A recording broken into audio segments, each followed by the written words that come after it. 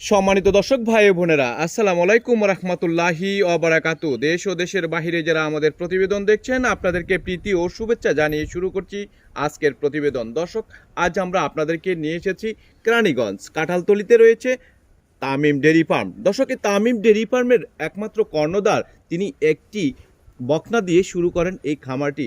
আজ তার খামারে কতগুলো গরু রয়েছে সেসব বিষয় নিয়ে আমরা কথা বলবো এই তামিম ডেয়ারি ফার্মের একমাত্র কর্ণধার যে আনোয়ার ভাইয়ের সাথে, এবং তিনি কিভাবে গরুগুলো পালন করছেন, এই গরুগুলো পালন করতে গিয়ে আজ পর্যন্ত তার কোনো সমস্যা হয়েছে কিনা, বা কিভাবে এই খামার ইন্ডাস্ট্রিকে উন্নয়ন করা যায় এবং ভালোভাবে গরু পালন করে স্বাবলম্বী হওয়া যায়, সেই সব বিষয় নিয়ে চলুন দর্শক আমরা কথা বলি আনোয়ার ভাইয়ের সাথে। এবং আনোয়ার ভাইয়ের সাথে কথা বলার আগে দর্শক, আমরা আপনাদেরকে একটুখানি গরুগুলোর সাথে পরিচয় করে দিই, যে তার যে খামারে একটি গরু থেকে কতগুলো গরু রয়েছে সেই সব বিষয় নিয়ে আমরা একটুখানি আপনাদেরকে দেখাই যে তার খামারে কতগুলো গরু রয়েছে।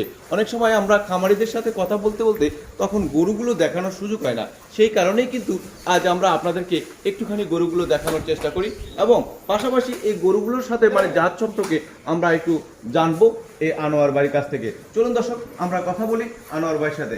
ভাই আসসালামু আলাইকুম। ওয়ালাইকুম আসসালাম। কেমন আছেন আপনি? ভালো আছি, আপনি ভালো আছেন? আলহামদুলিল্লাহ, আমরা ভালো আছি। আমাদেরকে একটু বলবেন যে আসলে আপনি কতদিন ধরে গরু পালন করতেছেন এবং কয়টা গরু দিয়ে শুরু করলেন? আমি গরু পালতে আজকে 17 বছর। এখন প্রথমে আমি একটা বাচ্চা দিয়ে শুরু করছি, সেই বাচ্চাটা আমার প্রথম, সেই বাচ্চাটা দিয়ে আসছি, সেই গরুগুলো সেই গাভীটা এখন সেখানে 16টা বিয়ান দিতে হবে। একটা গাভী 16টা বিয়ান দিচ্ছে। আমরা সেই গাভীটার কাছেই যাই। হ্যাঁ, সেই গাভীটা। দর্শক, আমরা একটি গাভী 16টা বাচ্চা দিয়েছে, সেই গাভীটি এখনো রয়েছে। আমরা সেই গাভীটির সাথে আপনাদের কাছে একটু পরিচয় করে দিই কোন জাতের সেই গাভীটি। আচ্ছা, এটা কোন জাতের একটু বলবেন ভাই? এটা ফ্রিজিয়ান জাতের।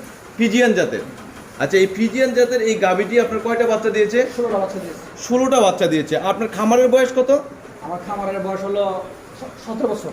17 বছর আপনার খামারের বয়স। আর এইটাই একটা গাভী দিয়েছে 16টা বাচ্চা দিয়েছে। 16টা বাচ্চা দিয়েছে। এটা কি করে সম্ভব আমাদেরকে একটু বলবেন? যে আসলে আমরা অনেক খামারিদের কাছে জানি যে 8টার উপরে বাচ্চা দিতে পারে না। এই গরুটা, এটা আরো যে নামি ছিল, এটা বিয়ান ছিল 22টা বিয়ান ছিল। আর এই গরুটা এখন বর্তমানে 16টা বিয়ান দিচ্ছে। এখন কিন্তু গরুটা সুস্থ আছে, দেখেন গরুটা কিন্তু, এই গরুটা কিন্তু প্রতি বিয়ানে কিন্তু বীজ দেয় না। 40 দিন গেলে এটা হিট আসলে মানে বীজ দিলে তখন একটা সমস্যা হয় না। কিন্তু আল্লাপাক বাচ্চা দিয়েছে গরু, তার জন্য কিন্তু এই গরুটা অনেক সুস্থ। আর এই গরু সুস্থ দেখে বাচ্চা করে দিয়েছে। মানে এই গরুটা সুস্থ রয়েছে। আমাকে একটু বলবেন যে আনোয়ার ভাই, আপনি আসলে কি ধরনের খাবার দাবার খাওয়ান আর এটার প্রতি কি ধরনের ট্রিটমেন্টগুলো করেন, আমাদেরকে যদি একটুখানি বলেন। একটু এই পাশে চলে আসবেন। আমরা এই গরুটাকে নিয়মিত কৃমির ওষুধ খাচ্ছি, এবং আমাদের কাছে জাম্বু ঘাস, এগুলো দিয়ে আমরা পরিচালনা করি। আর আমরা গরু ভ্যাকসিন দিয়ে রাখি, আর জন্য কোনো সময় গরু জ্বরে নেই এখন তো। একটু ঘুরে দাঁড়াবেন। হ্যাঁ, রোগ হয় না। এই গরুটা অনেক, মানে গরুটার বডি অনেক ভালো। 5 বছর কখনো কোনো রোগ বালা দেখি না, কিন্তু অনেক সুন্দর। এই গরুটার পরিবেশ যে অবস্থা আছে, কিন্তু এই মুহূর্তে এই গরুর যে অবস্থা আছে, কিন্তু এখনো গরুটা যে অবস্থা রেখেছে, কিন্তু এখন যে সব গরুগুলো বিয়ে দিচ্ছে, সেই সব গরু এখনো শক্তিশালী গরু অনেক, কিন্তু নষ্ট হওয়ার মতো গরু কত রাখেন এখন তো। আপনার কাছে চিন্তা ভাবনা কি আরো কয়টা বাচ্চা দিতে পারে আল্লাহর রহমতে? তবে আমি আশা করছি আর দিব না, তবে আর একটা বাচ্চা নেওয়ার শেষ আশা ইনশাল্লাহ। এই শেষ আর বাচ্চাটা নিয়ে পড়ে যাবে। এখন কি প্রেগনেন্ট? না, এখন প্রেগনেন্ট না। বাচ্চা উঠছিল, হিট আসছিলাম দিন। আবার কি দিবেন আপনি? আরেকটা বার দিব। আরেকটা বার দিবেন? আরেকটা বার শেষ। এরপরে কি করবেন, কি চিন্তা ভাবনা রয়েছে? এরপরে চিন্তা ভাবনা করছি এটা পাবলিককে এটা কুরবানি দিয়ে দিব, জনগণ খেয়ে ফেলবে এটাকে। কোরবানি দিয়ে দিবেন? হ্যাঁ, কুরবানি দিয়ে দিব। কোরবানি দিয়ে মানুষকে খাওয়াই দিবেন, হ্যাঁ। নিজেরও খাবেন। আচ্ছা, আপনার যে খামারের শুরু লগ্ন থেকে যে গাভীটি, সেই গাভীটির আজকে 16টা বাচ্চা দিয়েছে এই পর্যন্ত, যে এটার দুধের রেকর্ডটা কি একটু বলবেন ভাই? এটার দুধের রেকর্ডটা 2 বেলা 30 কেজি দেবো। 2 বেলা 30 কেজি? এটা দেখেন 5 কি অবস্থা। আর দুধের কন্ডিশন গড় দেখলে, বান দেখলে বুঝতে পারবে যে কি অবস্থা গাভীটা। মানে হলো 2 বেলা কয় কেজি হয়? 2 বেলা 30 কেজি। 2 বেলা 30 কেজি এখনো হয়? না, এখনো হয় না, একটু কম হয়, কিন্তু 2 বেলা 30 কেজি দুধ হয় যখন বাচ্চা দেয়। যখন বাচ্চা দেয়। আমাদেরকে একটু বলবেন যে আপনার পাশে যে গরুগুলো আছে এরপরে, যে এটার পরে কোন কোন গাভীগুলো আপনি ক্রয় করে নিয়ে আসছেন সেইগুলো? এটা বাচ্চা, এটা কিন্তু বেশিরভাগ কিন্তু এগুলা এই গরু থেকে তৈরি হয়েছে। এটা থেকে গাভীর থেকে বাচ্চা নিছি, তারপরে এদের বাচ্চা থেকে বাচ্চা হয়েছে, তখন এইগুলো থেকে আপনি গরু বানাচ্ছি, কিন্তু আমি দুধ কিনছি না। আপনি গরু ক্রয় করেন নাই? না, ক্রয় করিনি। মানে এই যে 16টা বাচ্চা হয়েছে, 16টা বাচ্চাই মানে কি বকনা হয়েছিল? 16টা বাচ্চা তো এটা দিছে, এটার পরে বাচ্চা দিছে, এগুলোর বাচ্চা দিছে, সব কিছু বকটা হয় না, সার হয়, কিন্তু এগুলোতে বাচ্চা দিছে। তোমার এর বাচ্চা থেকে এটার থেকে বাচ্চা হয়েছে, বড় বড় বাচ্চা সাদাগুলা এর বাচ্চা হয়েছে, তো হেডের বাচ্চা করে বাচ্চা হয়েছে, আবার এই বাচ্চা হয়েছে মানে একটা থেকে একটা, একটা থেকে একটা। মানে এইটাই হলো প্রথম। হ্যাঁ। কিন্তু আপনার এটার মানে তুলনায় দেখলাম যে এটার বাচ্চা যেটা সেটা একটু কাবু হয়ে আছে, এটা কাবু হয়ে গেছে, এটা একটু অসুস্থ হয়েছে, একটু অসুস্থ হয়ে গেছে। অসুস্থ, ব্যথা হয়, এর জন্য অসুস্থ ছিল। মানে কি সমস্যা এটা? এটা পায়ে একটু ব্যথা আছে, এটা একটু অ্যান্টিবায়োটিক করলে ঠিক হয়েছে। তো আমাদেরকে একটু বলবেন আপনার এই খামারের সর্বোচ্চ রেকর্ডের দুধ কোন গাভীটা রয়েছে? সবচেয়ে রেকর্ডের গাভী রয়েছে সাদা গরুটা। এই সাদা গাভীটা এটা কোন জাতের? এটা ফ্রিজিয়ান, এটা পিজিয়ান। এটা রানী জাতের, কিন্তু এটা কিন্তু রানী ধরে, কিন্তু এটা কিন্তু শিং সাদা, চোখ সাদা, তো সম্পূর্ণ সাদা রূপ এটা। আচ্ছা, তো এটা দুধের রেকর্ড কেমন ভাই? এটা 2 বেলা 36 কেজি দুধ দেবো। 2 বেলা 36 কেজি দুধ দিবে। সকালে 18, বিকেলে 18। সকালে 18, বিকেলে 18। কি খাওয়ান ভাই আপনি? এটা আমি কোনো কিছু খাই না, কারণ এটা কিন্তু ফ্রিজিয়ান গরু, এটার মধ্যে তেমন কিন্তু খাবার লাগে না। যদি আমি জাম্বো ঘাস আমাদের আর এই সামান্য ফের করে বসে খাওয়ালে কিন্তু হয়, যদি দুধের গাভী সেটা দিয়ে দুধ বাড়ে, কিন্তু এমন না যে কোনো মেডিসিন দিয়ে দুধ বার করা যায়। দর্শক, মানে 36 লিটার দুধের গাভী, সেই গাভীটাকে আমরা একটুখানি আপনাদেরকে দেখানোর চেষ্টা করি।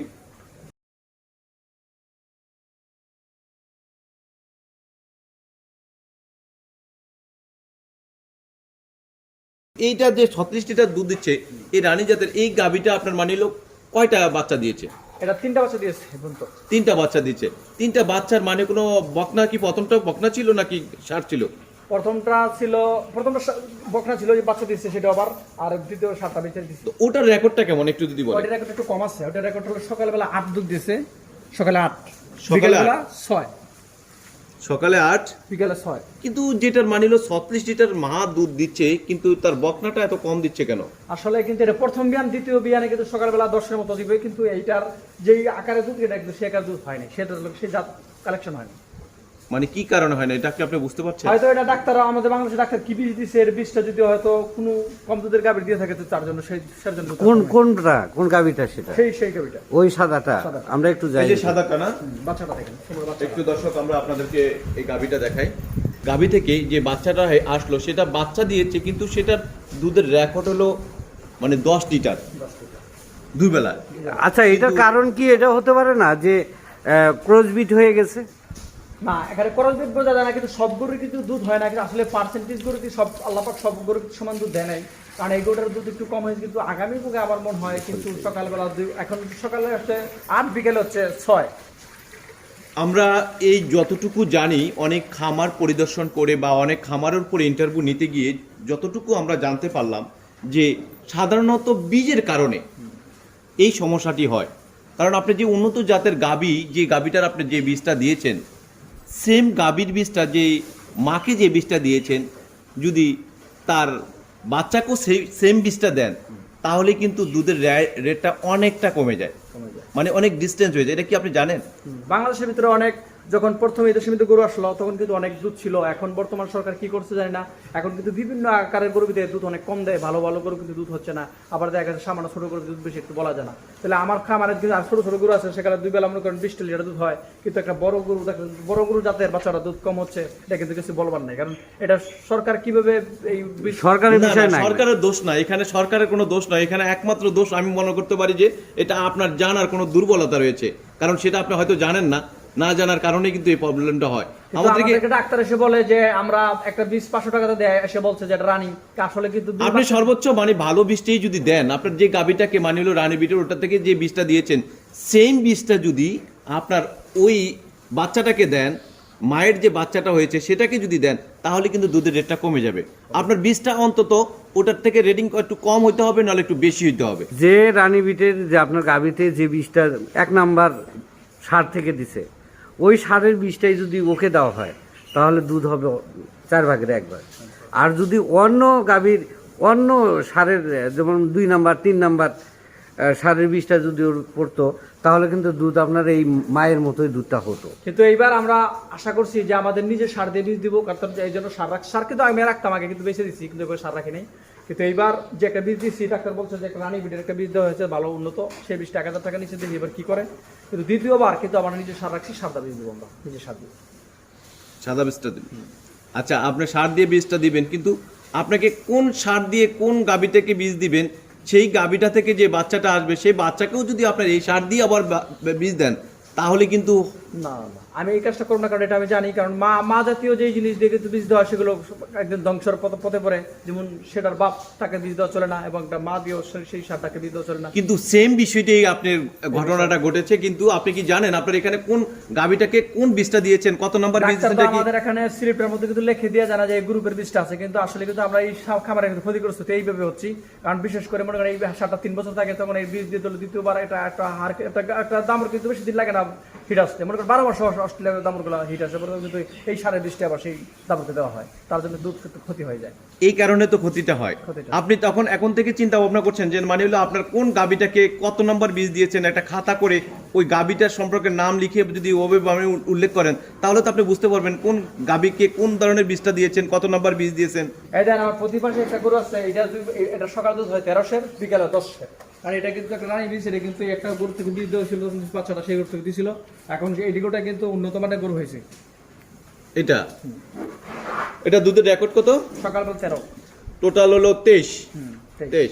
আমাদেরকে আরেকটা জিনিস বলবেন, আপনার হলো এই 15টা বাচ্চা দেওয়ার গাভীটা আমরা দেখাতে পারি না দর্শকদেরকে। আপনার হলো 16টা যেটা দিয়েছে সেটা আপনার প্রথম গাভী, সেটা আমরা দেখতে পেলাম, এবং হলো যেটা 15টা দিয়েছে সেটা কি কারণে মারা গিয়েছে একটু যদি বলবেন। সেটা তখন দুধ জ্বর হয়েছিল, তখন এটার বিশাল আকারে ওলান হয়ে গেছিল, তখন এটার অসুস্থ হয়ে গেল হঠাৎ বেশি দুধের ভারের কারণে। তো ওটা মিল্ক ফেভার পরে তো উত্তাতে উঠতে পারলো না। দুধের রেকর্ড কেমন ছিল? দুধের অবস্থা হলো 30 কেজি। 30 কেজি। আমাদেরকে একটু ভাই আপনার দুধ মানে যে ছোট গাভী রয়েছে কিন্তু দুধের রেকর্ড অনেক ভালো, এমন গাভী রয়েছে আপনার খামারে? ছোটের গাভীর ভিতরে এটার দুধ 2 বেলা 16-17 হয়েছে। 8 টাকা দিয়েছে ছোটোর ভিতরে এটার দুধ 2 বেলা 30 কেজি। এই সেই গাভী 8 টাকা দিয়ে গেছে। এটা হলো কত লিটার? এটা 2 বেলা 20 কেজি। এটা কোন জাতের? এটা হলো মনে করেন একটু এটা ধর রানী ধরা যায়, কিন্তু রানীর ক্ষেত্রে দেখা গেছে এটা ফ্রিজিয়ান, মানে ফ্রিজিয়ানি ধরা যায়, ঠিক আছে। কিন্তু রানী ধরে এটা সিংটা হলো কালো, তার জন্য এটা ফ্রিজিয়ান ধরা যায়। আনোয়ার ভাই, আমরা আপনার এই বিষয়গুলো নিয়ে আমরা আরেকটা প্রতিবেদন করব। আপনার কাছ থেকে একটা বিষয় আমরা একটু জানি যে একজন নতুন খামারি, একটু এই পাশে চলে আসবেন, একজন নতুন খামারি যদি খামার করতে চায়, আপনি কিন্তু একটা গাভী দিয়ে বা বকনা দিয়ে শুরু করেছেন, সে থেকে আপনার খামারের এই অবস্থানটা, আসলে নতুন খামারিরা যখন খামার করবে তারা কিভাবে শুরু করবে একটু যদি বলেন। যদি নতুন খামারি এখন যদি ইচ্ছা করে যে বলে না আমি একটা বাছুর নিলাম, একটা বাছুর নিয়ে আস্তে আস্তে পারলাম, তাহলে কিন্তু সে কিন্তু বুঝতে পারবে গরুটা কীভাবে পালতে হয়। হঠাৎ যদি কেউ মানুষ বেশি গরু নেয়, হঠাৎ কিন্তু পালতে পারবে, হঠাৎ লস খেতে পারে। দেখ যদি একটা বাছুর যদি নেয়, নিজে আস্তে আস্তে পারে, যদি দেখা গেছে 2 বছর পালার পর যে একটা বাচ্চা দিল, তখন তার কাছে যদি মনে হয় যে না এই জিনিসটা পারলে আমার লাভবান হচ্ছে, আস্তে আস্তে পারলে সে আস্তে আস্তে গরু ইচ্ছা করলে অনেক গরু করতে পারবে। আমি কিন্তু লকডাউনের সময় গেছে কিন্তু 1 সমানে বাছুর বিক্রি করছি, 18টা বাছুর বিক্রি করছি 9,50,000। তখন কিন্তু মানুষ ছিল না, লোকজন ছিল না, তখন গরু পালা কষ্ট ছিল, তার জন্য আমি একাই গরু পালতাম সেই মুহূর্তে। তখন কিন্তু আমি সেই লকডাউনের সময় শত রানী বাছুরগুলো কিন্তু আমি বেশি মনে করেন 9,50,000 বাছুর বেশি সেই সময়। কতটা বাছুর বিক্রি করছেন? 18টা বাছুর 1 সমানে বিক্রি করছি। একসাথে 18টা বাছুর বিক্রি করছেন? 19টা বাছুর ছিল, সেই বাছুর থেকে আমি এই একটা 7 বাছুর এখানে আসছে দেখছি, ঠিক আছে। সেই বাচ্চা রেখে দিচ্ছি, আর বাকিগুলো সব আমি বিক্রি করে দিচ্ছি, এই 7টা রাখছি মানে গরুর বাচ্চা পাওয়ার জন্য। আচ্ছা, তার মানে হলো এটাকে দিয়ে আপনি হলো সামনে বীজ দেওয়ার চিন্তা ভাবনা রয়েছে আপনার? এটা অনেক জাতের, অনেক সুন্দর, দেখতে ভালো। বয়স কত এটার? এটা বয়স হচ্ছে আজকে 14 মাস বয়স হয়েছে, একটু সময় লাগবে, আর একটু পরে বাচ্চা ইয়ে করতে হবে। তার মানে আপনি মানে হলো শুরু থেকে মানে একটা দিয়ে শুরু করতে একটা বলেন। শুরু করছি। তা আপনার হলো 17 বছরের মানে হলো আপনার খামারের একটা বিষয় দেখছি যে এত উন্নত জাতের গাভী পালন করছেন কিন্তু উপরে কোনো ফ্যান নাই, এই কারণটা কি? এটা দেখেন খোলামেলা জায়গা তো, এখানে ফ্যান লাগে না, কারণ যে বাইরের হাওয়ার আছে এটা লাগলে গরুর যথেষ্ট, অন্যান্য হাওয়া লাগলে গরুর আর ক্ষতি হয়, গরুর শরীর হাঁপায়, কিন্তু এখানে হাঁপায় না। গরু একটা গরু কিন্তু আপনি হাঁপাচ্ছেন, আমার গরুগুলো দেখছেন, কিন্তু আমার গরুগুলো শান্তি আছে, এবং বাতাস সর মধ্যে দূরের মধ্যে বাতাস ঢুকলে বাতাস দুর্গন্ধ বের হয়ে যায়। কিন্তু শহরের মধ্যে খামার আছে, উদ্দেশ্য হলো যাইতে গরু ঠান্ডায় আছে, গরু বাড়ির গরু কিন্তু হাঁপায়, কিন্তু এখানে কিন্তু খামারে কিন্তু একটা গরু হাঁপায় না। মানে একদম খোলা মেলা জায়গায় আপনি করেছেন এইভাবে। আসলে আপনার মাথার ভিতরে কিভাবে আসলো যে আমি এই খোলা মানে আকাশের নিচে মানে হলো একেবারে চারপাশে কোনো ঘর বাড়ি থাকবে না? যখন আমি এই চকের মধ্যে খামার নিয়ে আসলাম, এই এলাকার মধ্যে অনেক গরু মনে করেন চুরি হইতো, তখন লোক কিছু বলছে তোমার গলা কেটে গরু নিয়ে যাবে, আল্লাহ যদি দেওয়া হয়তো নেবে। তবে আমার যেই সাহস নিয়ে আসছে কিন্তু আল্লাহ পাক আমার আজ তখন কখনো বিপদে পড়ে, এখন কিন্তু আশেপাশে বহু সিট তৈরি হচ্ছে, বিল্ডিং করছে তারা, কিন্তু বহুত মানুষ কিন্তু তখন যখন আমি খামার একা নিয়ে আসলাম, আমি 4 বছর আগে মাঠে ফেললাম, 2.5 বছর ধরে খামারটা এখানে করছি, আমার খামার ছিল কিন্তু বাড়িতে। আমি বাড়ি থেকে খাবার এখানে নিয়ে আসছি। মানে নিজের বাড়ি থেকে খামারটা নিয়ে আপনি এখানে চলে আসছেন, চলে আসছি। কারণ মানে সেখানে বাসা আমার- আপনার এখানে না? না, বাসা আমার একটু কাছাকাছি। এটা কি আপনার নিজস্ব জায়গা? হ্যাঁ, এটা আমার নিজস্ব জায়গা। আমার 3 ভাই, নেকবর আমানুল্লাহ, আমার 3 ভাইয়ের জায়গা এটা, আরও জায়গা আমাদের আছে। কিন্তু আবার সেখান থেকে গরু সেখানে আড়ে না, কোথাও যদি সমস্যা হয় সেখানে আমার লোকজনও থাকতে পারে না, গরু থেকে বাড়ি থেকে সরাই তো আজকে আমি চক্রের মধ্যে খামার নিয়ে আসছি। আপনার একটা গাভী থেকে 16টা বাচ্চা দিয়েছে। সাধারণত অনেকে বলে যে 8টার উপরে বাচ্চা দিতে পারে না, এটা কতটুকু সত্য? তবে সব গাভিগুলো কিন্তু 16টা বাচ্চা দিয়ে থাকে না, এমনও গাভি আছে 2টা বাচ্চা দিয়ে এটা রিজিট হয়ে যায়, একটা বাচ্চা দিয়ে দ্বিতীয় বাচ্চা ধরে না, কিন্তু এটা আল্লাহ পাক সবার ভাগ্যে সবসময় দেয় না। যেমন বাবা আদমকে পৃথিবীতে সৃষ্টি করছে, অনেক পুরুষ নারী হয়ে গেছে, এমনই কিন্তু সবটি গাভি কিন্তু এমন ভাগ্যবান গাভি হয় না। আসলে এর বেশি বাচ্চা দেওয়ার কারণটা কি?